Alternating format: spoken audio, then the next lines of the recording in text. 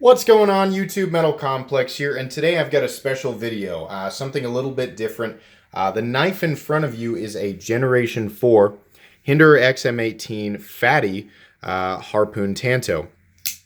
As you can see, it has been thoroughly used. Not abused. We're going to talk about it. You can see some extra snail trails there on the handle scales, just marks in general. But we're going to talk about how well Hinderer knives hold up after long periods of use. First off, please forgive the lighting. All of Kansas is being hit by this weird inland hurricane right now, and I use natural light to light my videos, so it's like sunny and then it's cloudy, and you're going to hear the wind a little bit, and it's just, Kansas is ridiculous when it comes to weather, so I'm sorry about that. The lighting's just going to be weird. But anyways, this knife belongs to my friend David. If you're a part of this channel, you'll know that David is a big part of this channel in terms of the knives that are submitted for content. His first pocket knife, his first good pocket knife, was one that I recommended to him, the Spyderco Manix 2. And I'm a huge fan of both the Hinderer XM18 and the Manix 2. And it's mainly, I think, the ergonomics. You can see there how well the handle ergonomics meet up. But anyways, he talked to me a little bit more about knives, and eventually I said, you should try a Hinderer. You'd really like a Hinderer. David has the financial means to acquire whatever he wants, so he went ahead and bought, his first Hinderer was actually the Hinderer Eclipse, the most recent generation. And then I sold him that one out of my collection. I also sold him this Fatty, which I purchased right before the fifth generation and the sixth generation came out, because I didn't know how long it would be. I knew that the new generations were coming out, or well, actually, I think it was during Gen 5. I knew Gen 6 was coming out. I didn't know how long it would take them to make another Fatty, and I wanted to grab one while I had the chance. Anyways, I showed him the difference between the Fatty and the standard XM18, which is basically the thicker blade stock. You can see here on the left we have a standard .165 stock, and on the right you have a .187 stock, which is about the same as the Hinderer XM24, or it is actually the same. You also have the larger standoffs on this knife, and I think actually some of the hardware might be a little different. Anyways, that doesn't really matter. What matters is that David and his brother have been basically, tearing apart the inside of this old building here in town, and ripping up carpet, having to do some demolition, and they're planning on restoring this place. And for lack of more information, I guess.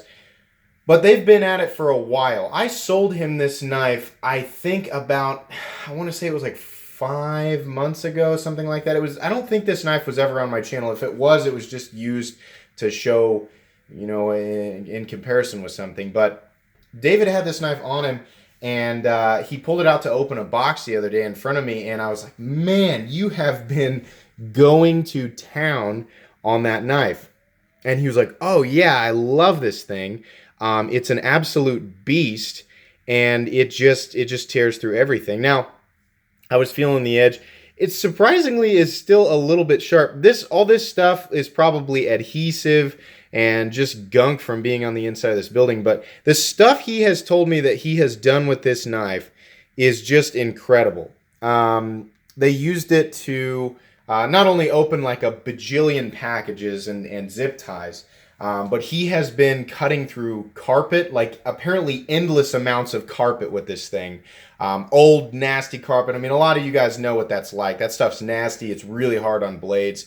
And he told me that a couple of times I think, David, you can correct me in the comment section if I'm wrong, and now these knives are not necessarily meant to do this, but a couple of times he did some prying on door jambs to get some of the wood apart. I think the heaviest prying, there were two 2x4s nailed together, and he actually pried them apart with this knife.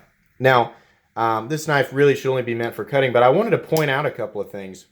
Number one, this is one of the versions that's on Teflon washers.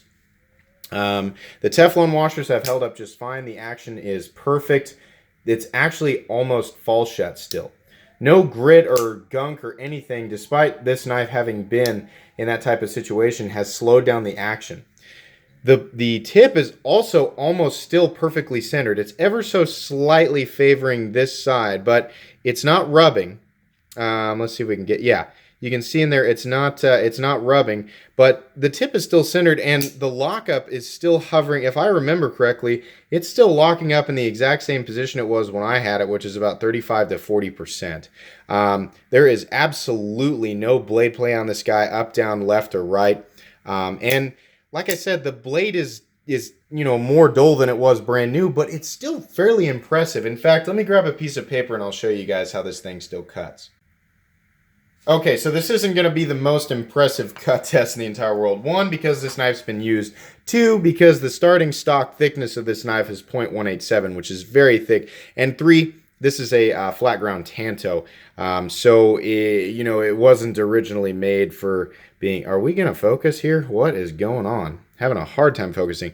This wasn't originally made to be a slicing machine. In fact, the blade shape serves more a utilitarian purpose than anything. But let's go through some paper here and see if we can get it to even bite. I made it sound like I was promising it was going to still cut, but I just wanted to show you what the edge is like after all this use. So, not cutting super duper well, but it's still going through paper. What we still have is an edge that will go through boxes, will go through carpet. Yeah, David said I know it's definitely dull. It definitely needs a resharpening, but he said it's still going, and he said I don't know how many hundreds of boxes we've been through, zip ties, things like that.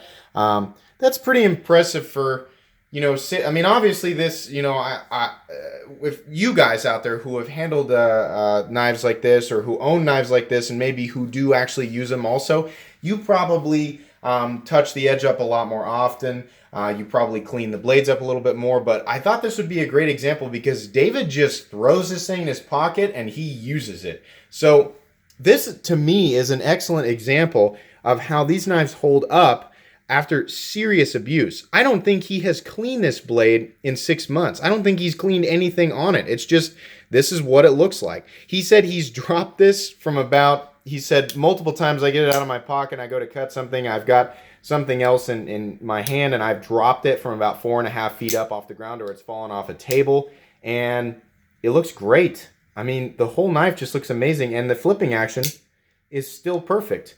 Now, the fatties have the benefit of the blade being so thick, but man, the detent's holding up. The lockout is fantastic. I mean, everything's just great. The tip looks great. I think this is a blade that's really well suited for what he's doing with it. Multiple times he said, I really like having that notch up there, little push cuts, things like that. But this is, I don't know, to me, this is a great knife for that type of stuff, demolition or construction work, things like that. And it's a testament to, what Rick Hinderer built these knives for in the first place, which is, hard use. They're meant to be thrown around and used. They're tools. It's easy for people like me to view them as, incredibly pretty knives that, you want to just toss in a drawer and not use. And I've had my own XM18 users. For those of you who don't know, the one down here, my current Hinderer that I don't use is number 19 for me. So I've had lots of these, plenty of XM users. I've never had an opportunity to show exactly how well they hold up. I'm going to grab some oil real quick, or some lubricant, and a cloth, and see if we can get that gunk off the blade. I want to do that on camera. Okay, so what I've got here is a simple bottle of break-free CLP and a paper towel. And that's what I use. It's pretty rare that I will lubricate the inside of the pivot on any of my knives. I kind of like to, if I'm going to do it, I leave them alone for a really long time. But I do apply a light coat of this to my blades every now and then. And most of the knives that I have are stainless steels. I've got a lot of M390, so I'm not feeling, like I need to coat my blades all the time. But especially, like some of my D2 blades, and I've got a few high carbon, low chromium blades. that do require some light oiling from time to time. So I don't think any of this is corrosion, but I want to see if I can get all of this off so we can see underneath and see how this blade held up and see if any of it is actually corrosion. I don't think that it is. I think these are just like deep scratches and adhesive marks that have just kind of like soaked into the blade. This is going to take some scrubbing, so I'm going to keep doing this for a little bit and basically cut the video and come back when I've got as much of that off there as I can. So we'll see you in a sec. All right, so yeah, that for the most part came off of the blade. What's left on there I think is just a little bit of oil I need to keep rubbing off. But the thing that I want to point out is look how well the working finish is hiding any blemishes or anything like that. That's just a great finish on a knife like this. I mean, if you're going to go out and you're going to use it really hard, sorry, there's still some oil and stuff on there.